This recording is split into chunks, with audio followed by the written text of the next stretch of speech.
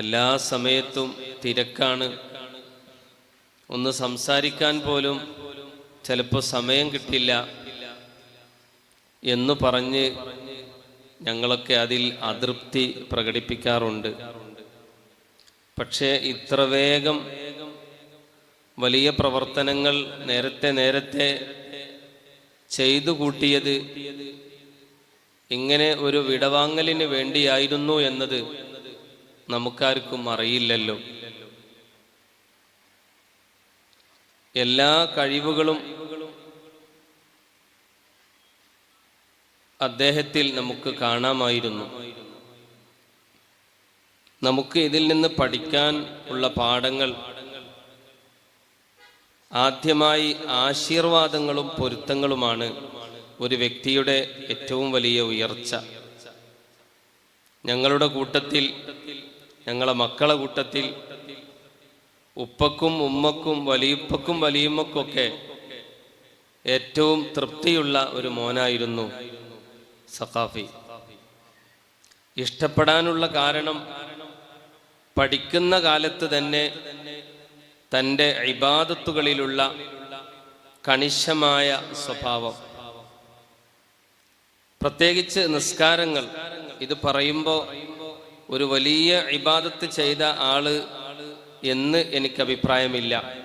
പക്ഷേ നിസ്കാരത്തിൻ്റെ കാര്യം അത് നിങ്ങൾ കേൾക്കുന്ന പ്രഭാഷണത്തിന് മുമ്പേ അത് ജീവിതത്തിൽ കൃത്യമായി പാലിക്കാൻ ശ്രദ്ധിച്ചിട്ടുണ്ട്.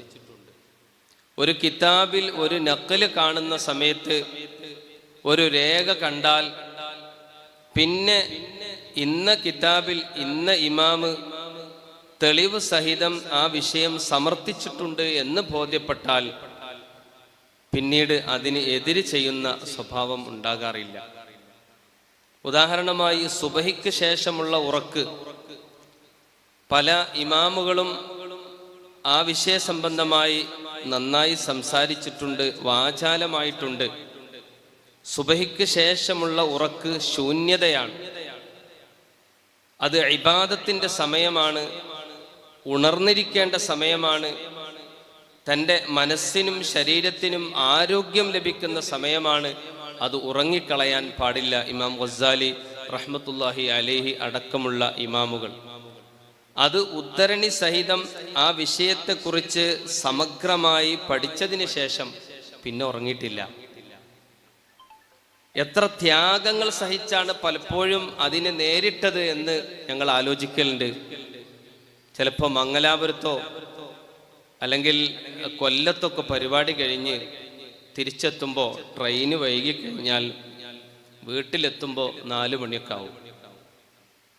4 മണിക്ക് വീട്ടിലെത്തിയാൽ പിന്നെ അവിടെ ഉറങ്ങാനുള്ള സമയം എത്ര ഉണ്ടാവുമെന്ന് നമുക്കറിയാലോ. കുറച്ച് സമയം ഉറങ്ങി പിന്നെ എണീറ്റ് പിന്നെ സുബഹി നിസ്കരിച്ച് കടക്കാം വേണമെങ്കിൽ. പക്ഷേ സുബഹി നിസ്കാരത്തിന് ശേഷം ഉറങ്ങുന്നത് ശരിയല്ല എന്ന് മനസ്സിലാക്കിയതിന് ശേഷം ഉറങ്ങാറില്ല. പിന്നെ എന്ത് ചെയ്യും? ഖുർആൻ എടുക്കും. സുബഹി നിസ്കാരത്തിന് ശേഷം ഖുർആൻ എടുക്കും, ഖുർആൻ ഓതും. ഖുർആൻ ഓതുക എന്നത് അവിടുത്തെ ഒരു പ്രത്യേക രസാണ്, ഒരു അനുഭൂതിയാണ്. അത് മടുക്കലില്ല. ഒരു ദിവസം എത്രയോ ജുസുകൾ പല സമയത്ത് ഓതി തീർക്കാറുണ്ട്. വാഹനത്തിൽ സഞ്ചരിച്ചാൽ പലപ്പോഴും ഞങ്ങളൊക്കെ ഉണ്ടാവും. വണ്ടിയിൽ കയറിയാൽ എന്തെങ്കിലുമൊക്കെ കാര്യങ്ങളൊക്കെ സംസാരിക്കാം, കുടുംബപരമായ കാര്യങ്ങളൊക്കെ സംസാരിക്കാം എന്ന നിലക്കായിരിക്കും ഞങ്ങൾ കയറുക. അത് കണ്ട മാത്രയിൽ കുറച്ചൊക്കെ സംസാരിച്ച് പിന്നെ ഖുർആൻ ഓത്തിലേക്ക് കടക്കും. ഇന്ന് ഇത്ര എനിക്ക് ഓതണം എന്ന് മനസ്സിലാക്കിയാൽ അത് രാത്രിയാകുന്നതിന് മുമ്പ് ഓതി തീർക്കും. അങ്ങനെ ഇരുന്നിങ്ങനെ ഞങ്ങൾ നേരിട്ട് കണ്ടതാ. ഈ ഖുർആൻ ഇങ്ങനെ ഓതുന്ന സമയത്ത് ഉറക്ക് വരും. അങ്ങനെയാണല്ലോ, ഉറക്ക് വരും. ഇരുന്ന് ഉറക്ക് വരുന്ന സമയത്ത് പിന്നെ എണീറ്റ് നടക്കലുടങ്ങും. ഏതായാലും തുലുഉ ശംസ് ആയി എന്ന് ഉറപ്പായാൽ, സൂര്യോദയം നടന്നു എന്ന് ഉറപ്പായാൽ പിന്നെ പോയി കിടക്കും. അപ്പൊ ശൂന്യത മാറി. ഇങ്ങനെ ജീവിതത്തിലുള്ള കൃത്യനിഷ്ഠ പലപ്പോഴും ഞങ്ങൾ നേരിട്ട് അനുഭവിച്ചതും കണ്ടതുമാണ്. ഇത് ഉപ്പയുടെയും ഉമ്മയുടെയും വലിയ ആശീർവാദമായിരുന്നു. ഉപ്പ അതേ ശൈലിയിലാണ് ഞങ്ങളെ പഠിപ്പിച്ചത്. ഉപ്പ ഒരു ആലിമല്ല, ഒരു സാധാരണ നാടൻ മനുഷ്യനാണ്, ഒരു കർഷകനാണ്. പക്ഷേ ഉപ്പക്ക് എവിടുന്നോ വയലിൽ നിന്നോ പണ്ഡിതന്മാരിൽ നിന്നോ കിട്ടിയ ആശീർവാദം ഞങ്ങളുടെ നാട്ടിൽ, ഞങ്ങൾ നേരത്തെ താമസിച്ചിരുന്ന ഗൂഡല്ലൂരിലെ പെരിയശോല എന്ന സ്ഥലം, നിങ്ങളിൽ ചിലപ്പോൾ ആളുകളൊക്കെ അവിടെ വന്നിട്ടുണ്ടാവും. നമ്മുടെ ചമ്മാട്ട് സെയ്തൽ വിഹാജിക്ക് അവിടെ നേരത്തെ എസ്റ്റേറ്റ് ഉണ്ടായിരുന്നു, ഞങ്ങളുടെ നാട്ടിലും പരിസരങ്ങളിലൊക്കെ. അദ്ദേഹം മരണപ്പെട്ടു പോയി. അള്ളാഹു അവർക്ക് മൗഫിറത്തിന് ഏറ്റിക്കൊടുക്കട്ടെ. നല്ല ഇബാദത്തുള്ള ഒരു മനുഷ്യനായിരുന്നു സെയ്തൽ വിഹാജി.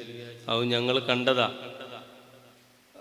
സുന്നത്ത് നിസ്കരിക്കുന്ന സമയത്ത് മുഅക്കദും വൈറു മുഅക്കദും ഒക്കെ നിസ്കരിക്കുന്ന ഒരാളാണ്.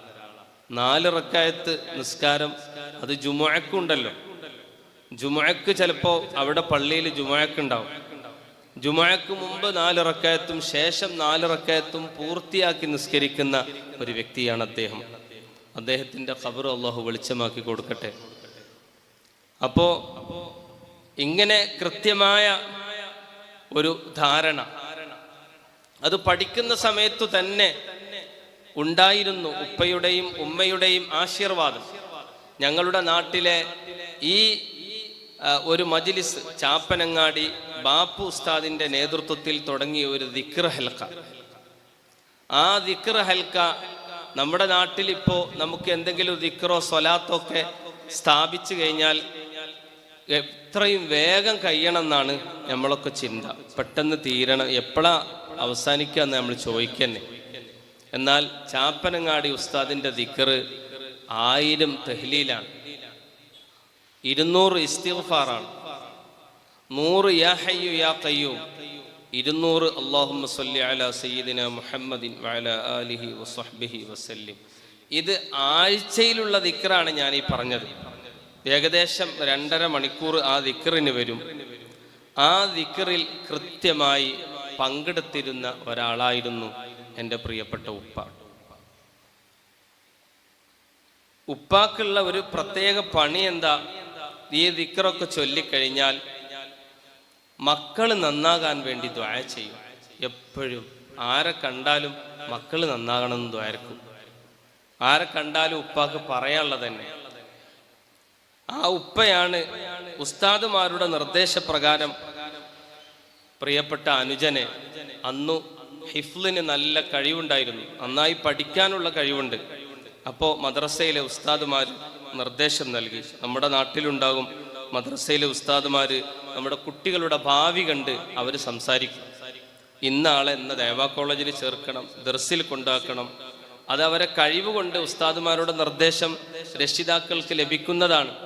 എന്നതുപോലെ മദ്രസയിലെ ഉസ്താദുമാർ പറഞ്ഞു, ഇവനങ്ങളൊരു ഹിഫ്ലുൽ ഖുർആനിൽ ചേർക്കുകയാണെങ്കിൽ നന്നായി പഠിക്കും. ഉപ്പ അത് മനസ്സിലാക്കി. അന്ന് ഹിഫ്ലുൽ ഖുർആൻ ഞങ്ങളുടെ നാടിനോട് അടുത്ത സ്ഥലം പട്ടിക്കാട് ജാമിയ നൂരിയയുടെ കീഴിലുള്ള ഒരു ഹിഫ്ലുൽ ഖുർആൻ, മദ്രസത്തുൽ ഹുഫാൽ എന്ന് പറഞ്ഞിട്ട്, അവിടെ ഹിഫ്ലിന് ചേർത്തു. അവിടുന്ന് നന്നായി പഠിച്ചു. 1 വർഷം കൊണ്ട് ഹിഫ്ല്, 1.5 വർഷം കൊണ്ട് ഹിഫ്ല് പൂർത്തിയാക്കി. ബാക്കി 6 മാസം കൊണ്ട് അതിൻ്റെ ദൗറയും പൂർത്തിയാക്കി. അങ്ങനെ ഹാഫിളായി സനദ് വാങ്ങി പഠിച്ചിറങ്ങി. പിന്നീട് പഠിച്ചത് തറയിട്ടാൽ ഉസ്താദിന്റെ കീഴിലാണ്. പ്രധാനമായി തറയിട്ടാൽ ഉസ്താദാണ് അനുജനെ വളർത്തുന്നതിൽ പ്രധാന പങ്ക് വഹിച്ചത്. അതിനു കാരണം മദ്രസത്തുൽ ഹുഫാലിൽ നിന്ന് പുറത്തിറങ്ങിയപ്പോൾ അവിടുത്തെ ഖാദിർ ഉസ്താദിന്റെ ഒരു നിർദ്ദേശം ഉണ്ടായിരുന്നു, മോന് എവിടെങ്കിലും റമളാനിന് ഖത്തം തീർക്കുന്ന പള്ളി കിട്ടുകയാണെങ്കിൽ അത് ഏൽക്കണട്ടോ. ഒരു റമളാനിന് ഒരു ഹാഫിള് ഒരു ഖത്തം തീർക്കുന്ന പള്ളി കിട്ടിയാൽ, തറാവീഹി നിസ്കരിക്കുമ്പോൾ ഒരു ദിവസം ഒരു ജുസ് ഓതും. അങ്ങനെ 30 ദിവസം കൊണ്ട് ഒരു ഖത്മ് തീരും. ഇങ്ങനെയാണല്ലോ തറാവീഹി നിസ്കാരത്തിന്റെ അഫ്ളലായ രൂപം. അപ്പൊ അത് ഈ ഒരു ആഗ്രഹം തറയിട്ടാൽ ഉസ്താദിനോട് പറഞ്ഞു.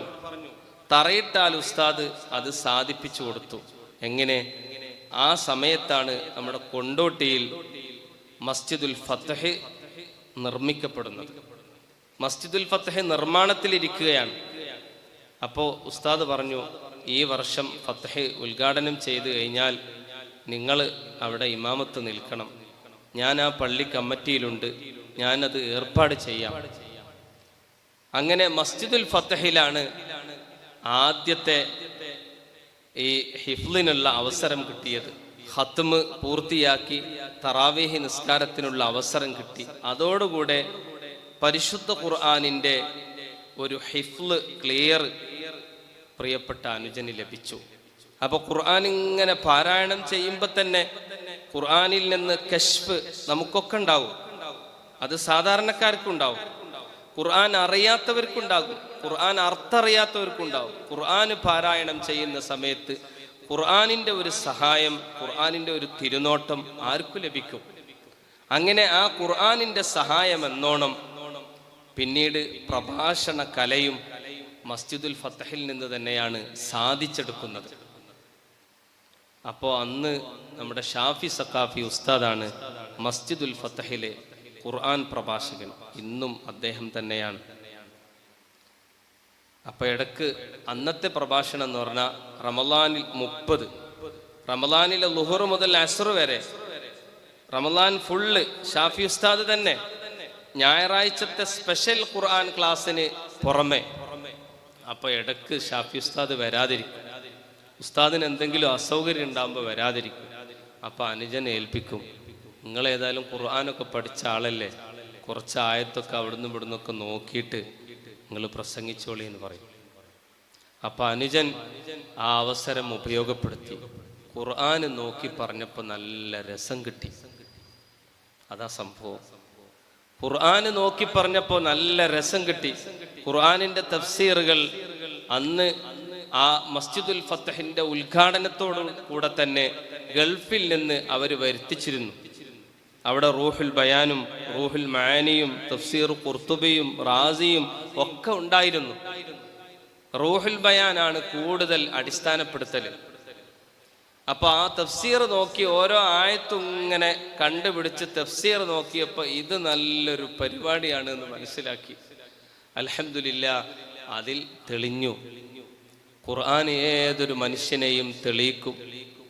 അങ്ങനെ ഖുർആൻ പ്രഭാഷണത്തിലേക്ക് വരാനുണ്ടായ ഒരു കാരണം അതാണ്. പിന്നെ തിരക്കായി. പക്ഷേ എത്ര തിരക്കായിട്ടും ഖുർആന് കൂടെ കൊണ്ട് നടക്കും. ആ തെളിവ് കൊണ്ട് തന്നെ ഖുർആൻ എവിടുന്ന് ചോദിച്ചാലും വന്യരായ ഷെയ്ഖുന ഉസ്താദ് അനുസ്മരിച്ചു, ചെറിയപ്പി ഉസ്താദ് അനുസ്മരിച്ചു. എന്ത് സുന്നത്ത് ജമാഅത്തിന്റെ അഖീദ സ്ഥാപിക്കുമ്പോഴും ഖുർആൻ വേണമല്ലോ. അപ്പൊ ഖുർആൻ ആയത്ത് ഓതുമ്പോൾ ഖുർആൻ ആയത്ത് ഓതിയിട്ട് ഇന്ന സ്ഥലത്ത് ആയത്തുണ്ട്, അപ്പൊ ആയത്തിന്റെ ഒരു ഭാഗം ഉസ്താദുമാർ ഓതും, അത് പൂർത്തിയാക്കാൻ വേണ്ടി പറയുമ്പോൾ അത് പൂർത്തിയാക്കി കൊടുക്കും, അത് പൂർണ്ണമായിട്ട് ഓതി കൊടുക്കും. അത് ഇന്ന സൂറത്തിലാണ്, ഇന്ന സൂറത്തിലെ ഇത്രാമത്തെ ആയത്താണ് എന്ന് പറയും. ഈ വിയോഗത്തിന് ശേഷം എന്നെ ഒരു ഉസ്താദ് വിളിച്ചു, ഖുർആൻ പ്രഭാഷണം നടത്തുന്ന ഒരു ഉസ്താദ് വിളിച്ചു. ഞാൻ പലപ്പോഴും വിഷയം കണ്ടെത്തുമ്പോൾ എനിക്ക് ഖുർആൻ ആയത്ത് കിട്ടും, പക്ഷെ ആ ഖുർആൻ ആയത്ത് എവിടെ, ഏത് സൂറത്തിൽ, എത്രാമത്തെ ആയത്ത്, അതിന് സമാനമായ ആയത്തുകളുള്ള സൂറത്ത് ഏത് എന്ന് ഞാൻ പലപ്പോഴും ഉസ്താദിനോടാണ് ചോദിക്കാറുള്ളത്. അപ്പം എന്നെ സഹായിക്കുന്ന ഒരാൾ എനിക്ക് നഷ്ടപ്പെട്ടു എന്നതിൽ വല്ലാത്ത ഖേദമുണ്ട്. അത് ഞാൻ നിങ്ങളുമായി പങ്കുവെച്ചതാണ് എന്ന് പറഞ്ഞു. അപ്പോൾ പരിശുദ്ധ ഖുർആനാണ് പ്രിയപ്പെട്ട എൻ്റെ കൂട്ടുകാരനെ, നമ്മുടെയൊക്കെ ഉസ്താദായ സഖാഫിയെ ഉയർത്തിയത്, വളർത്തിയത് എന്നാണ് എനിക്കൊരു സന്ദേശമായി, ഒരു സന്തോഷമായി നിങ്ങളുമായി പങ്കുവെക്കാനുള്ളത്. എത്ര ക്ഷീണം അനുഭവപ്പെട്ടാലും, ചിലപ്പോൾ സിയാറത്തൊക്കെ ചെയ്തു വന്നാൽ, ജലീൽ ഉസ്താദിന് അനുഭവം പറയാണ്ട്, സിയാറത്തൊക്കെ ചെയ്തു വന്നാലും ഇനി സുബൈക്ക് ശേഷം കുറച്ച് സമയമല്ലേ ഉള്ളൂ. അപ്പൊ ഇന്ന് ഓതാനുള്ള ഔറാദ് ഖുർആനാണല്ലോ ഒരു മനുഷ്യന്റെ ഏറ്റവും വലിയ വിർദ്. അല്ലാത്ത വിർദുകളൊക്കെ ഉണ്ട്, ഖുർആനിനേക്കാൾ ഒരു വലിയ വിർദ് വേറെയില്ല. അപ്പൊ ആ വിർദ് ഇന്ന് പൂർത്തിയാക്കാൻ സാധിച്ചിട്ടില്ലെങ്കിൽ അത് പൂർത്തിയാക്കും. അല്ലാഹു സുബ്ഹാനഹു വ തആല അവിടുത്തെ ആഖിറം വെളിച്ചമാക്കി കൊടുക്കട്ടെ. നിങ്ങളൊക്കെ നന്നായി ദുആ ചെയ്യണം. ഞങ്ങൾ വല്ലാത്ത പ്രയാസത്തിലാണ്, ദുഃഖത്തിലാണ്. ഒരു മരത്തിന് ഇടി കൊണ്ടാൽ എങ്ങനെ ഇരിക്കും, അതുപോലെയാണ്. ഒരിക്കലും ഓർക്കാൻ കഴിയാത്ത, ഒരിക്കലും ചിന്തിക്കാൻ പോലും കഴിയാത്ത ഒന്നാണ് സംഭവിച്ചത്. അള്ളാഹുവിൻ്റെ ഖള ആണ്. അതിൽ പൊരുത്തപ്പെടുകയല്ലാതെ നമുക്ക് വേറെ സമാധാനമില്ല. ആ ഒരു ആശയം നമ്മുടെ മുന്നിലില്ലെങ്കിൽ നാം ഒക്കെ പതറിപ്പോകുമായിരുന്നു. കാരണം പെട്ടെന്നുള്ള സ്റ്റോക്ക് അത്രയും വലുതാണ്. അനുജനെ സംബന്ധിച്ചിടത്തോളം കുടുംബത്തിൻ്റെ ഒരു അത്താണിയാണ്, ആശാകേന്ദ്രമാണ്. എനിക്ക് 6 സഹോദരിമാരുണ്ട്. ഈ 6 സഹോദരിമാരുടെയും കാര്യത്തിൽ ഇടപെടുന്ന ഒരാളാണ്. അവരൊക്കെ സാമ്പത്തികമായി വല്ല പ്രയാസം വരുന്ന സമയത്ത് അത് പരിഹരിക്കുന്ന ആളാണ്. തിരിച്ച് ഇന്ന ഡേറ്റിന് നിങ്ങളത് തരണമെന്ന് ഒറ്റ പെങ്ങളോടും പറഞ്ഞിട്ടില്ല. അവരാവശ്യപ്പെടുന്ന സംഖ്യ കൊടുക്കും, തിരിച്ചു കൊടുത്താൽ അത് സ്വീകരിക്കും. തിരിച്ചു തരണമെന്ന് പറയലില്ല. അവരെവിടുന്നെങ്കിലുമൊക്കെ സംഘടിപ്പിച്ച് കിട്ടിയാൽ ഓല് കൊടുക്കും. അങ്ങനെ അവർക്കാണ് വലിയ പ്രയാസം. സാധാരണ ഞാനുമായിട്ട് ഫോൺ സംഭാഷണം ഞങ്ങളായിട്ട് നടത്തുമ്പോൾ ഫോണിൽ സംസാരിക്കുമ്പോൾ നിങ്ങൾക്കും പലപ്പോഴും അനുഭവം ഉണ്ടാവും. ഫോണിൽ സംസാരിക്കുമ്പോൾ കുറച്ചേ പറയുള്ളൂ. അത് എന്നോടും അങ്ങനെ തന്നെ. ഒരു 2 മിനിറ്റ് അല്ലെങ്കിൽ 3 മിനിറ്റ് കൊണ്ട് അത് കഴിയും. നേരിട്ട് മുഖാമുഖമായിട്ട് സംസാരിക്കുമ്പോൾ എത്രയും പറയും.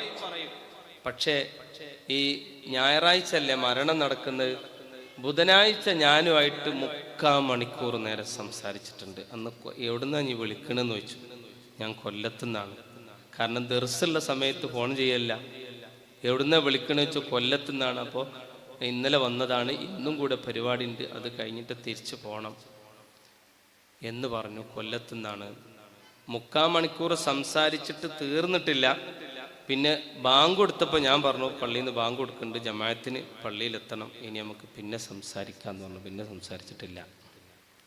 അതാണ് അവസാനത്തെ സംസാരം. പക്ഷേ ആ 3/4 മണിക്കൂർ സംസാരത്തിൽ ഞങ്ങളുടെ കുടുംബത്തിൻ്റെ കാര്യം, അനുജൻ്റെ വീട് പണി നടക്കുന്നുണ്ട്, ആ വിഷയം, 3 പെങ്ങന്മാരുടെ വിവാഹ പ്രായമെത്തിയ പെൺമക്കളുണ്ട്. 3 പെങ്ങന്മാർക്ക്, 6-ൽ 3 ആൾക്കും അവരുടെ വിവാഹ കാര്യങ്ങൾ. ഞാൻ സേവനം ചെയ്യുന്നത് ഓമശ്ശേരിയിലാണ്.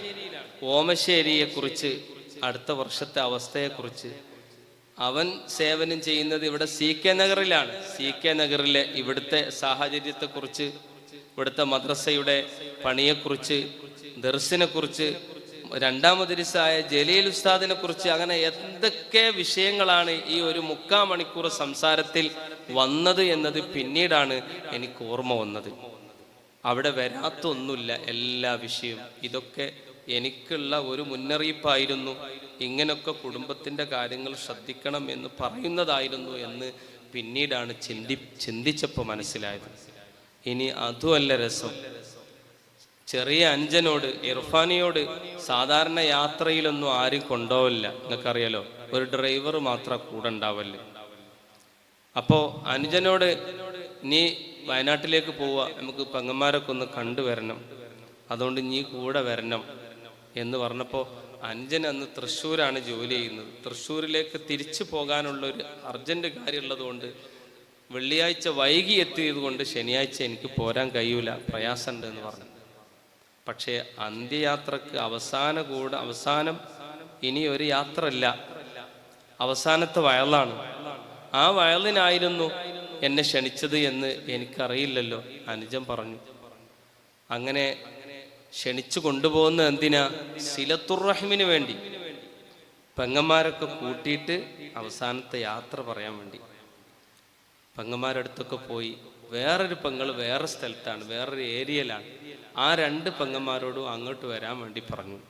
മൂത്ത പെങ്ങളെ വീട്ടിൽ വെച്ചിട്ട് കുറേ സംസാരിച്ചു, തമാശ പറഞ്ഞു, വർത്താനൊക്കെ പറഞ്ഞു. അന്ന് അവിടെ നിൽക്കണോ നിൽക്കണ്ടേ എന്നുള്ളതിൽ അഭിപ്രായ വ്യത്യാസം ഉണ്ടായി. ഏതായാലും തിരിച്ചു പോന്നു. അന്നത്തെ രാവിലെയാണ് മരണം സംഭവിക്കുന്നത്. അപ്പോൾ പറയേണ്ടതൊക്കെ നേരത്തെ പറയുകയും ചെയ്യേണ്ടതൊക്കെ ചെയ്യുകയും വളരെ പെട്ടെന്ന് തന്നെ ഇതൊക്കെ സംഭവിക്കുകയും ചെയ്തിട്ടുണ്ട്. ഇവിടെ നമുക്ക് പഠിക്കാനുള്ളത് 1-2 വിഷയങ്ങൾ. ഒന്ന്, മാതാപിതാക്കളുടെ പൊരുത്തം. ഉമ്മക്ക് വലിയ ഇഷ്ടമായിരുന്നു. എവിടെ പരിപാടിക്ക് പോയാലും വീട്ടിലെത്തിയ വാതിൽ തുറന്നു കൊടുക്കലും ഉമ്മയാണ്. എത്ര തിരക്കുണ്ടെങ്കിലും ഡ്രസ്സൊക്കെ ഒന്ന് മാറി ഉമ്മൻ്റെ അടുത്ത് ഇരുന്നിട്ട് ഒന്ന് സംസാരിക്കും, ഉമ്മനോടൊന്ന് സംസാരിക്കും. എന്നിട്ട് സംസാരിച്ചിട്ടാണ് തിരിച്ചു പോരുക. രാവിലെ ഉമ്മൻ്റെ അടുത്ത് നിന്ന് വരുമ്പോൾ 1, 2, 3 ദിവസങ്ങളൊക്കെ ഉമ്മൻ്റെ അടുത്ത് എത്താൻ വിട്ടുപോയാൽ, താമസിച്ചാൽ ഉമ്മനെ ഫോണിൽ വിളിക്കും. ഉമ്മക്കും തന്നെ ഞാനും തന്നെ നീ എന്ത് വിളിക്കാത്തത്, എൻ്റെ ഒച്ച കേൾക്കാൻ പൂതിയായിട്ടാണ് എന്ന് പറയും ഉമ്മ. അങ്ങനെ എപ്പോഴും ഉമ്മയായിട്ട് സംസാരിച്ചുകൊണ്ടിരിക്കും. ഉമ്മക്ക് ചികിത്സ വേണമെന്ന് പറഞ്ഞാൽ അവിടെ ഞങ്ങളോടൊന്നും ചോദിക്കില്ല, ഞങ്ങളോട് അഭിപ്രായപ്പെടലില്ല. ഇപ്പം എന്താണോ ചികിത്സ, അത് എത്ര ചെലവാണോ വേണ്ടത്, എത്രയാണോ വേണ്ടത് അത് എടുത്തു കൊടുത്ത്, ഏത് ഹോസ്പിറ്റലിലാണോ അതിനെത്ര ലക്ഷം വേണോ അതിന് സന്നദ്ധനാണ്. വിവിധ രോഗങ്ങളെ കൊണ്ട് പ്രയാസപ്പെടുന്ന ആളായിരുന്നു ഉമ്മ. വ്യത്യസ്തമായ ചികിത്സകൾ ഉമ്മക്ക് വേണ്ടി നിർവഹിച്ചിട്ടും അതിനുള്ള എല്ലാ സാമ്പത്തികവും അനുജൻ തന്നെയാണ് നിർവഹിച്ചിട്ടുള്ളത്. പലപ്പോഴും ഹോസ്പിറ്റലിൽ നിൽക്കാനും കൊണ്ടുപോകാനും തിരിച്ചു കൊണ്ടുപോകാനൊക്കെ ഞങ്ങളുണ്ടാവും. അവനതിന് സമയമില്ലാത്തത് കൊണ്ട് ഞങ്ങൾ ഹെൽപ്പ് ചെയ്യും, അവിടെ പോയി നിൽക്കും. പക്ഷേ സാമ്പത്തികമായ ചെലവഴിക്കലൊക്കെ അനുജൻ തന്നെ. ഇതിലും വലിയ രസം, എപ്പോഴും അനുജനെ പിന്തുടരുന്ന 2 പാവപ്പെട്ട മനുഷ്യരുണ്ട്. ഒന്ന് കണ്ണ് കാണാത്ത വ്യക്തിയാണ്, സിറാജിക്ക എന്ന് പറഞ്ഞൊരാൾ. അയാൾ മരിച്ച അന്നും പിറ്റേന്ന് തഅസിയത്തിന് വന്നിട്ടുണ്ട്. സിറാജിക്ക അന്ധനാണ്, നിങ്ങൾക്ക് അദ്ദേഹത്തെ അറിയുമായിരിക്കും. എന്നെ കെട്ടിപ്പിടിച്ച് അദ്ദേഹം പറഞ്ഞപ്പോൾ ഞാൻ എൻ്റെ സങ്കടങ്ങളൊക്കെ പരമാവധി, കാരണം ഞാൻ എൻ്റെ കുടുംബത്തിലെ മൂത്ത ആളാണല്ലോ, ഞാൻ തന്നെ കരഞ്ഞാൽ ബാക്കിയുള്ള പെങ്ങന്മാരുടെ അവസ്ഥ പിന്നെ പറയേണ്ടി വരില്ല. അപ്പം ഞാൻ പരമാവധി എൻ്റെ ദുഃഖങ്ങളൊക്കെ അടക്കി പിടിച്ചിരിക്കുമ്പോഴാണ് സിറാജിക്ക കടന്നു വരുന്നത്. പക്ഷേ സിറാജിക്കയെ കണ്ടപ്പോൾ ഞാനും വിങ്ങിപ്പൊട്ടി. സിറാജിക്ക പറഞ്ഞു, എൻ്റെ അത്താണി നഷ്ടപ്പെട്ടു. എനിക്കൊരു മാസത്തിൽ ഇവിടെ വരുന്ന സമയത്ത് എന്നെ സഹായിക്കുന്ന, എനിക്ക് എത്ര വേണമെങ്കിലും നൽകുന്ന ആളായിരുന്നു എൻ്റെ ഉസ്താദ്. ചെറിയ പി ഉസ്താദിന് ശേഷം ആശ്രയമായി കണ്ടിരുന്നത് ഉസ്താദിനെയായിരുന്നു. ഉസ്താദ് പോയല്ലോ എന്നാണ് സിറാജിക്കക്ക് പറയാനുള്ളത്. സാഹിബ് എന്ന് പറഞ്ഞ വേറൊരു പച്ച സാധുവായ മനുഷ്യനുണ്ട്, അദ്ദേഹത്തെയും നിങ്ങൾക്കറിയുമായിരിക്കും. സാഹിബ്, അദ്ദേഹത്തിന് ഭാര്യയല്ല, മക്കളില്ല. അദ്ദേഹത്തിന് കേവലം ഉസ്താദുമാർ മാത്രമേ ഉള്ളൂ. അനുജൻ മാത്രമല്ല, പല ഉസ്താദുമാരെടുത്തും ഞാൻ മാസത്തിൽ ചിലപ്പോൾ 1, 2 പ്രാവശ്യം ഉസ്താദിൻ്റെ അടുത്ത് വരും. ചെറിയ എപ്പി ഉസ്താദിന് ഈ പാവപ്പെട്ട മനുഷ്യരോട് വലിയ സ്നേഹമുള്ള ആളായിരുന്നു. അതേ മാതൃക അനുജനും പിന്തുടർന്നു. അവരെയൊക്കെ ചേർത്ത് പിടിക്കാനുള്ള വലിയ മനസ്സ് അദ്ദേഹത്തിനുണ്ടായിരുന്നു. എനിക്ക് നിങ്ങളോട് പറയാനുള്ളത് ഞാൻ നീട്ടുന്നില്ല, നിങ്ങളൊക്കെ ദുആ ചെയ്യണം, നിങ്ങളൊക്കെ പ്രാർത്ഥിക്കണം, അനുജന് വേണ്ടി പ്രാർത്ഥിക്കണം. അതോടൊപ്പം ഇതുവരെ ഞങ്ങളുടെ കുടുംബത്തിൽ നിലനിന്നിരുന്ന ഐക്യവും സ്നേഹവും ഇനിയും മുന്നോട്ട് പോകണം.